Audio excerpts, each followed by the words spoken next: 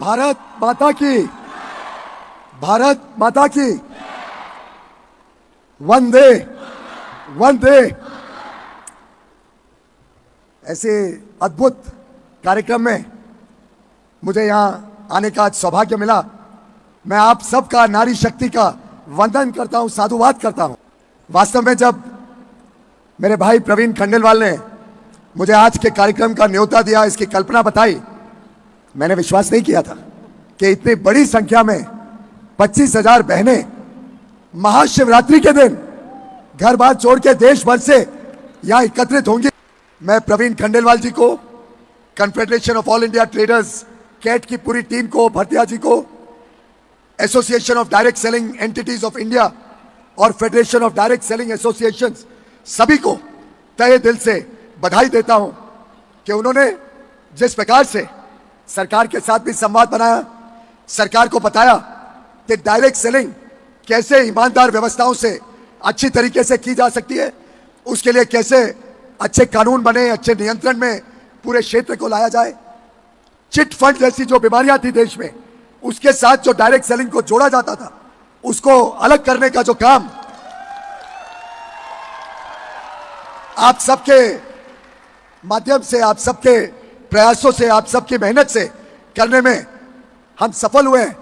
मैं समझता हूं उसी का परिणाम है कि अब डायरेक्ट सेलिंग इंडस्ट्री ईमानदार व्यवस्थाएं भी चला रही है, हमारी माता बहनें बेटियों को नए अवसर दे रही है, नए नए तरीके ढूंढ रही है जिससे समाज के हर वर्ग की जरूरतों को हम पूरा कर सके। युवा युवतियों को प्रोत्साहित कर रही है कि वो भी नए नए आइडियाज लाकर देश में अच्छी गुणवत्ता वाला सामान कम कीमतों में सही दाम पर उपलब्ध कराने में मेहनत करें और लाखों हमारी बहनों को रोजगार और काम का साधन बने। जब हमारी माता बहनें व्यापार करने निकलती हैं, किधर नौकरी करती हैं, डायरेक्ट सेलिंग का काम करती हैं,